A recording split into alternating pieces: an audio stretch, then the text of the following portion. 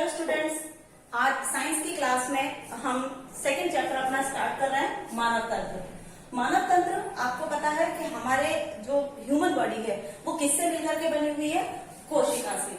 यानी कोशिका शरीर की सबसे छोटी और संरचनात्मक इकाई है, फंक्शनल यूनिट है। यानी शरीर के अंदर के जितने भी कार्य होते हैं वो इस कोशिका के थ्रू ही संपन्न होते हैं।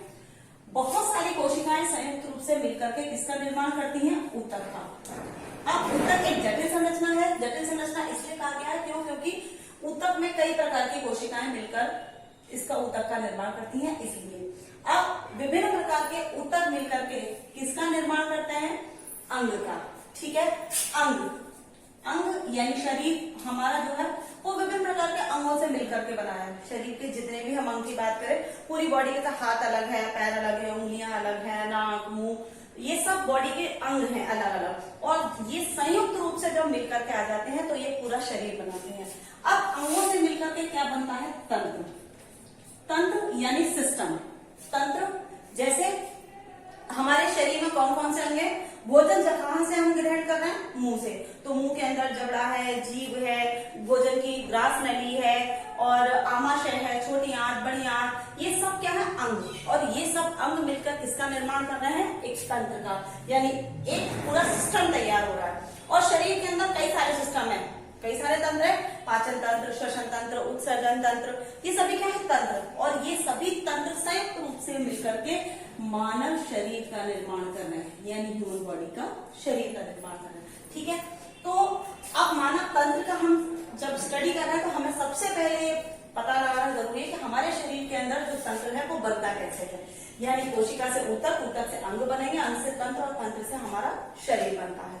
अब शरीर के लिए बहुत सारी ऐसी प्रक्रिया है जो इन तंत्रों के द्वारा संपन्न होती हैं। अब शरीर में भोजन के पाचन की अलग है, श्वसन की अलग है, और अपशिष्ट पदार्थों को शरीर से बाहर निकालने की क्रिया अलग है।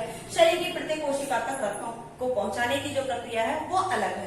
तो सभी तंत्र मिलकर के हमारे इस पूरी ह्यूमन बॉडी को तैयार करते हैं। अब हमारे शरीर में कई तरह के तंत्र मौजूद हैं।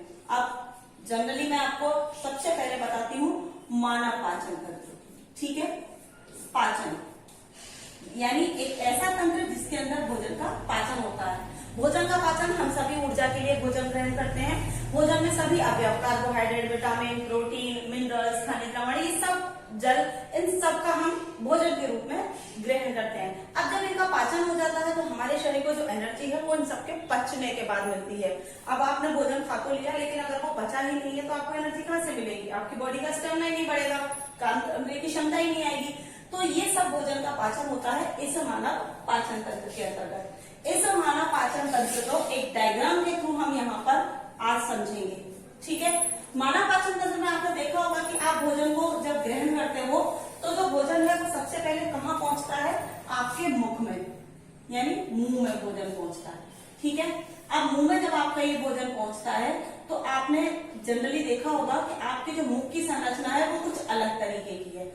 अलग तरीके से मतलब हमारा जो मुख है वो दो मांसल होठों की संरचना से मिलकर के बना हुआ है। दो मांसल होठ जो इस मुख को सुरक्षित रखते हैं, बंद और खोलने का काम भी करते हैं। मांसल होठ यानी जहां से भोजन को ग्रहण किया जाता है। मांसल होठ वाली जो संरचना है इसको सुरक्षा के लिए सॉफ्ट भी होती है।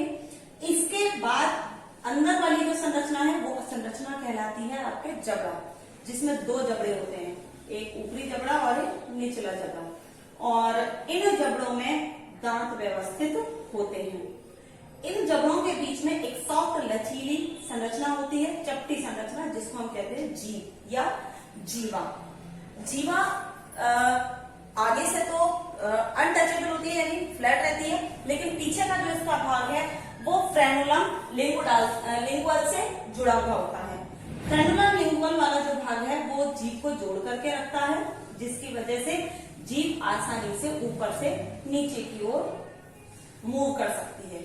ठीक है, अब यहां से जब भोजन इसमें प्रवेश करता है इसकी संरचना में, तो हमारे जो दांत हैं वो और जो जीभ है भोजन को इधर उधर ले जाने में, भोजन को इधर उधर घुमाने में, पचाने में, ऊपर नीचे करने में भी सहायक होती है। अब आप सब इस समय जो अपना मुंह है जीभ से टच करके इसको चीज को फील भी कर सकते हो, अनुभव कर सकते हो कि आपके जो मुंह में जो जीभ है तो वो जीभ कहाँ तक जा रही है, कैसे टच कर रही है, पूरा स्ट्रक्चर आप देख सकते हो। ठीक है, ये यहाँ पर मेरा जो डायग्राम है वो पाचन तंत्र का कंप्लीट हो गया। अब मैं आपको जैसे जैसे इसको स्ट्रक्चर को समझाती जाऊंगी वैसे वैसे मैं आपको इसके टॉपिक्स के नाम भी बताती जाऊंगी और लिखती भी जाऊंगी। ये हमारा एक ह्यूमन पाचन तंत्र या मानव पाचन तंत्र का एक चित्र है। ये मुख की मैं संरचना बता रही थी आपको, यहाँ से जहां से ये भोजन इसमें प्रवेश करता है। अब जब मुंह में खाना जाता है तो खाना खाते ही हमें स्वाद का अनुभव होता है। जो जीभ होती है वो एक टेस्ट का अनुभव कराती है। जीभ क्या है, एक ज्ञानेंद्रिय के रूप में, अंग के रूप में मुंह के अंदर पाई जाती है, जिसमें अलग अलग लेयर पाई जाती है और अलग अलग लेयरों पर अलग अलग स्वाद ग्रंथियां होती हैं। जो स्वाद ग्रंथियां हमें अनुभव कराती हैं खट्टे का, मीठे का, तीखे का या कड़वे का। और ऐसा नहीं है कि पूरी जो जीभ की जो संरचना है उसमें कहीं खट्टे की कहीं मीठे की, ऐसे नहीं है। एक लेयर है, जैसे इस हिस्से में आपको जो चीज है खट्टी, इसमें मिर्ची की, इसमें आपको जो तीखा है उसकी, ये कड़वे की, ऐसे ऐसे अलग अलग लेयर हैं। और इन लेयर्स के बीच में छोटी छोटी छिद्रनुमा ग्रंथियां हैं जिनको हम स्वाद ग्रंथियां या स्वाद कलिकाएं भी कहते हैं। और कई बार आपने देखा होगा जब आपको फीवर हो जाता है या आप बीमार पड़ जाते हो तो आप जब ज्यादा दवाइयां खाते हो तो उन दवाइयों से जो इन स्वाद ग्रंथियों के जो छिद्र हैं वो बंद हो जाते हैं, जिसकी वजह से आपको किसी चीज का सही रूप से टेस्ट नहीं आता, स्वाद नहीं आता, हर चीज जो है वो कड़वी कड़वी लगती है। ठीक है, अब जीभ के बाद आते हैं हम जबड़े पर। मुंह में 2 जबड़े होते हैं। अब इन 2 जबड़ों में दांत व्यवस्थित होते हैं। आप सबके मुंह में कितने दांत हैं?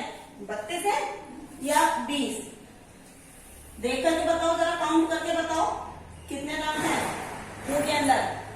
जनरली तौर पर वयस्क व्यक्ति में 30 से 32 तक दांत पाए जाते हैं। ठीक है, 32 दांत जबड़े के अंदर होते हैं और ह्यूमन बीइंग या मनुष्य के अंदर जो दांत हैं उन दांतों का जो व्यवस्था क्रम है, उस दांतों के व्यवस्था क्रम को हम क्या कहते हैं? गर्तदंती।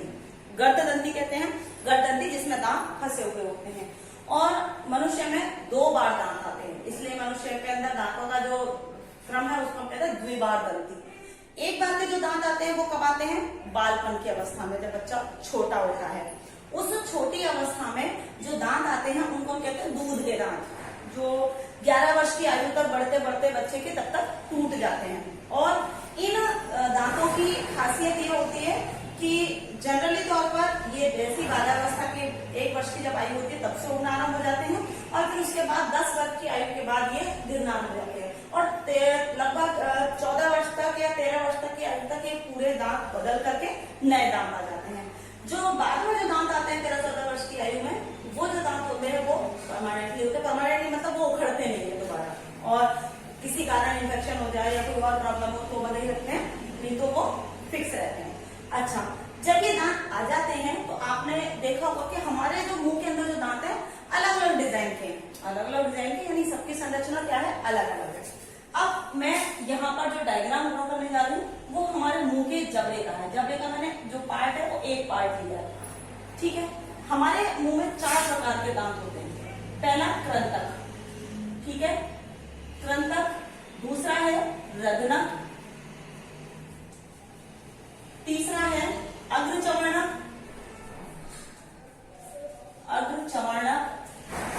और चौथा है चवर्णक।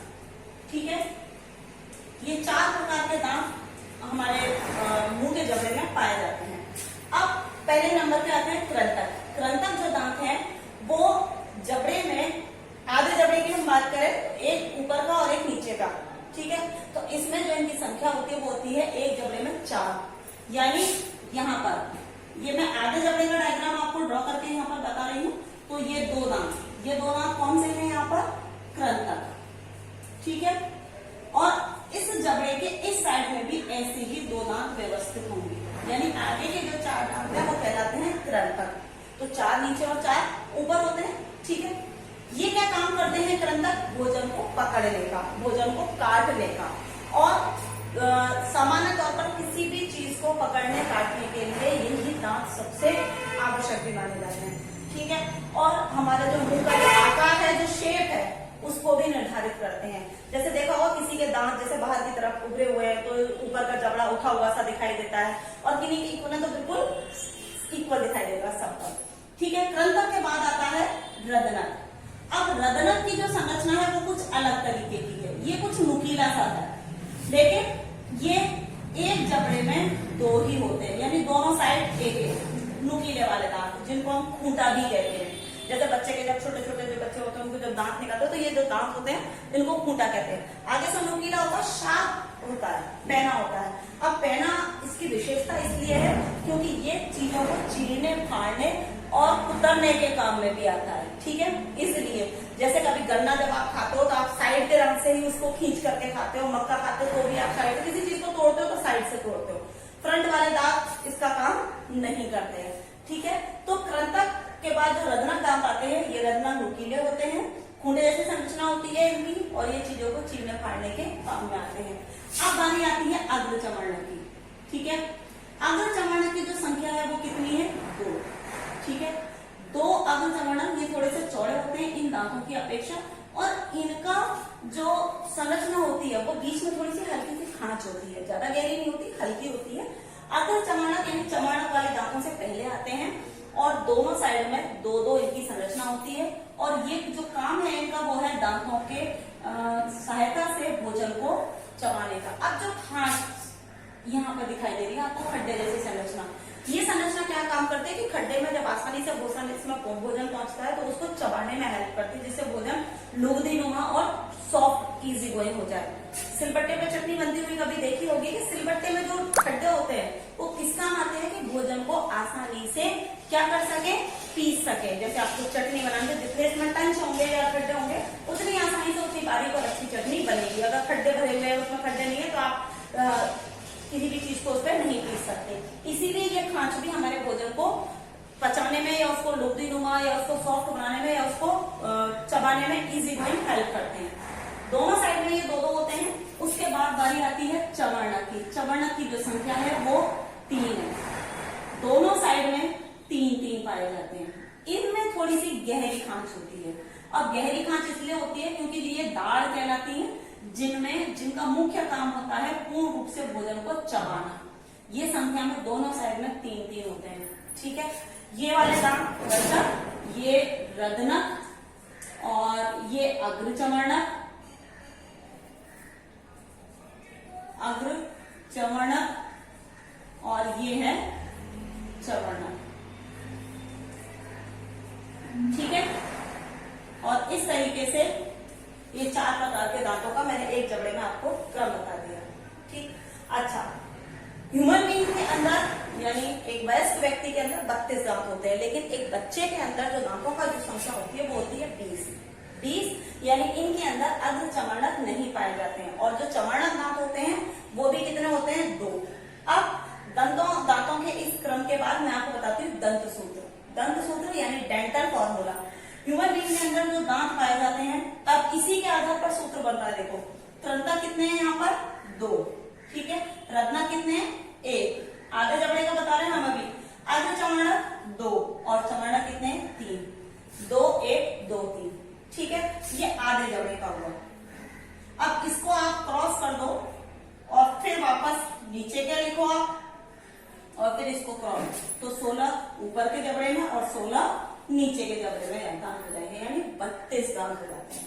ठीक है, ये 32 दांत मुंह में इस क्रम के माध्यम से जो है एडजस्ट होते हैं। लेकिन जो छोटे जो बच्चे होते हैं उन छोटे बच्चों में इनकी संख्या 20 होती है। 20 किस तरीके से होती है? 2, 1, 0, 2, यानी अग्रचमर्णक वाले दांत इनमें नहीं है, और चमर्णक भी कितने हैं? 2। 3 के बजाय 2। और बच्चों में जो दांत हैं वो कितने हो गए? 10 और 10, यानी 20 दांत। ठीक है, अब इसको फॉर्मूले को लिखने का एक जो प्रोसेस है वो अलग है। कृंतक जो है उसको हम कहते हैं यहाँ पर इंसाइजर। ठीक है, इसको आई से रिप्रेजेंट करते हैं, I 2/2। ठीक है, और रदनक को कहते हैं कैनाइन। ठीक है, C से इसको रिप्रेजेंट करते हैं, और ये A। फिर अग्रचमर्णक इनको कहते हैं प्रीमोलर, PM 2/2, और ये हो गया M मोलर, यानी 2/2। और ये इंटू 2, कंप्लीट 2 भी कर सकते हो आप, इंटू 2, तो ये क्या हो गया 16/16। ये हमारा दंत सूत्र है, यानी जो दांत है उसका जो क्रम है वो। अब मुंह में यहाँ पर इसमें इस वाले भाग पर यहाँ पर एक ग्रंथि पाई जाती है और यहाँ नहीं। ये जो भोजन की जो नली है इसमें निचले भाग में और ऊपरी भाग में दोनों ओर ग्रंथि पाई जाती है। इस ग्रंथि को हम कहते हैं लार ग्रंथि, सलाइवा ग्लैंड्स। ठीक है, यहाँ पर ये 2 ग्रंथियां हैं जो संयुक्त रूप से, यहाँ पर ये एक ग्रंथि है। इनसे जो मुंह से जो लार निकलती है, इस लार की विशेषता ये होती है हमारे मुंह को नम और सॉफ्ट बनाए रखती है और साथ के साथ जो भोजन हम ग्रहण करते हैं उस भोजन को चबाने में, उसको सॉफ्ट बनाने में भी हेल्प करती है। और भोजन का आंशिक पाचन यहीं से स्टार्ट हो जाता है, यानी यहाँ पर भोजन का स्टार्च रूप यानी मंड का पाचन हो जाता है। ठीक है, मंड का यहीं से पाचन होता है। अब जब ये लार में मिल जाती है और ये दांत पूर्ण रूप से इस भोजन को जब चबा लेते हैं तो भोजन लुगदीनुमा हो जाता है। इस भोजन को जब ये लुगदीनुमा हो जाता है, इसको लुगदीनुमा या चबा चबा के इसलिए खाया जाता है कि जिससे जो हमारी भोजन की जो नली है, ग्रसनी और ग्रास नली, इसमें से भोजन सुगमता से नीचे की ओर जा सके। यहाँ पर जो ये द्वार आपको दिखाई दे रहा है, ग्रास नली में ग्रसनी में जब भोजन प्रवेश करता है, यहाँ पर एक भाग होता है एपिग्लॉटिस, जिसको हम कहते हैं घंटी द्वार। ये भोजन को एक बार नीचे जाने के बाद वापस ऊपर नहीं आने देता, नहीं आने देता, यानी वापस एक बार इसमें अगर चला गया तो ढक्कनुमा संरचना इसको बंद कर देती है, जिससे भोजन एक ही दिशा में गति करता है। यहाँ से भोजन आमाशय में पहुंचता है। ग्रास नली या ग्रसनी में कोई भी पार्ट ऐसा नहीं है जो भोजन का पाचन करता है, ये केवल एक मीडिएटर की भांति, माध्यम की भांति काम करता है आमाशय में भोजन को भेजने के लिए। ठीक है, यहाँ से जो भोजन है वो इसमें प्रवेश कर जाता है। अब यहाँ से जब ये भोजन इस आमाशय में प्रवेश करता है तो आमाशय क्या है, एक थैलेनुमा संरचना है। थैलेनुमा संरचना जिसकी जो भित्ति है वो सॉफ्ट और लचीली है, ये जे आकार का होता है। इसके 3 भाग होते हैं, जठर आगामी भाग जहां से ये भोजन प्रवेश करता है, और ये बीच वाला फंडस भाग, और तीसरा होता है जठर निर्गामी भाग। ये 3 भाग में विभाजित रहती है। जठर आगामी वाला भाग जिससे भोजन इसमें प्रवेश करता है, जठर निर्गामी जिससे बाहर जाता है, और फंडस इसका मध्य वाला भाग। इसमें कुछ परतें होती हैं जो इसको सॉफ्ट और लचीला बनाती हैं, जिससे इसमें क्रमाकुंचन गति होती रहती है और भोजन का मंथन हो जाता है। आंतरिक सतह पर इसकी आंतरिक सतह पर कुछ ग्रंथियां पाई जाती है जिनको हम कहते हैं जठर ग्रंथियां। जठर ग्रंथियां, ये जो लेवल है, इसकी जो लेयर है, इस लेयर में संरचना जो जठर ग्रंथियों की है, इनसे कुछ रस स्रावित होता है, जठर रस जिसको हम कहते हैं, जिसमें HCl अम्ल का स्राव होता है। जब भोजन इसमें आता है तो लगभग 3 से 4 घंटे तक इसके अंदर भोजन पड़ा रहता है, और भोजन जब इसमें पड़ा रहता है तो अम्लीय माध्यम में कन्वर्ट हो जाता है। क्यों? क्योंकि आमाशय की आंतरिक सतह से जो HCl स्रावित होता है, ये भोजन को अम्लीय माध्यम में परिवर्तित कर देता है। HCl के बहुत सारे कार्य हैं, बहुत सारे। सबसे मेन काम होता है कि भोजन जो इसके अंदर आमाशय के अंदर आता है, उसके अंदर जो सूक्ष्म जीव, बैक्टीरिया वगैरह जब आ जाते हैं तो उनको नष्ट करने का काम करता है, और भोजन को अम्लीय माध्यम बना के जो सक्रिय जो इसके अंदर एंजाइम्स होते हैं, उनकी प्रक्रिया से भोजन के जटिल पदार्थों को सरल पदार्थों में, या जटिल कार्बोहाइड्रेट्स को जो कन्वर्ट करके सरल कार्बोहाइड्रेट कन्वर्ट कर देता है, जिससे उसका पाचन आसानी से हो सके। ठीक, यहाँ से जठर निर्गामी वाले भाग से भोजन इसमें नलिका में आगे की ओर प्रवेश करता है, और अम्लीय माध्यम का भोजन जब आगे की ओर प्रवेश करता है तो यहाँ से यकृत और पित्त रस से, यकृत रस और पित्त रस इसमें आकर के मिल जाते हैं। यकृत रस और पित्त रस में कई प्रकार के ऐसे एंजाइम्स होते हैं जो क्षारीय पदार्थों का स्राव करते हैं, जिससे अम्लीय प्रकार का जो भोजन है वो किसमें कन्वर्ट हो जाता है, क्षारीय माध्यम में कन्वर्ट हो जाता है। हेमा, बहुत लंबी हो गई क्लास।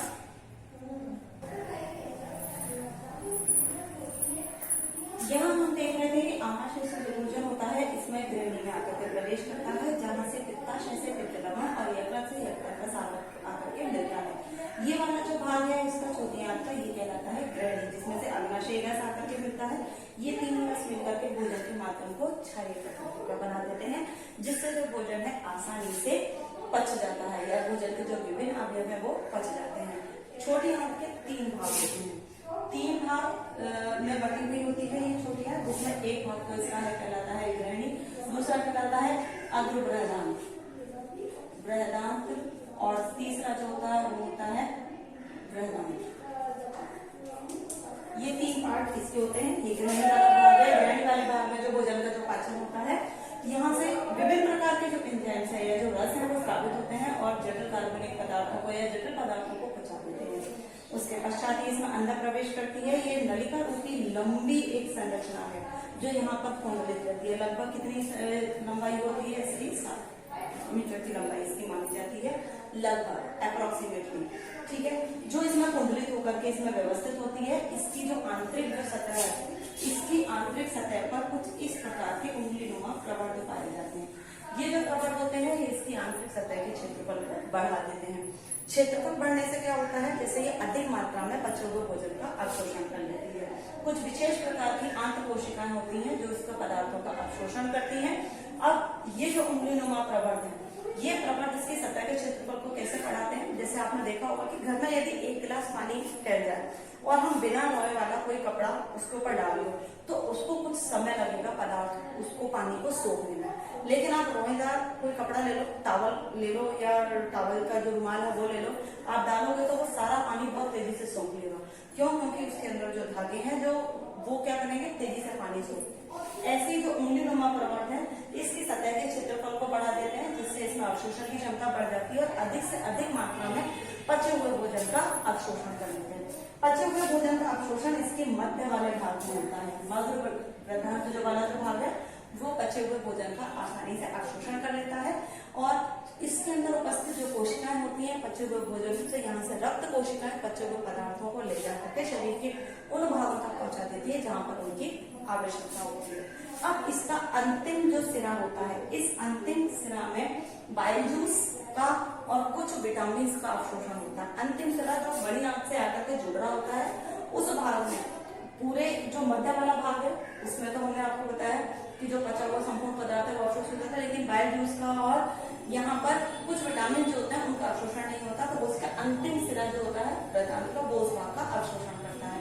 उसके पश्चात शेष जो बचा हुआ बिना पचा हुआ जो भाग है वो उसमें बड़ी आंत में छोड़ दिया जाता है। बड़ी आंत के भी 4 भाग होते हैं। ठीक है, 4 भागों में बटी हुई होती है। ये एक सिरा जो होता है वो इसका बंद होता है जिसको हम परिशेषिका भी कहते हैं, अपेंडिक्स।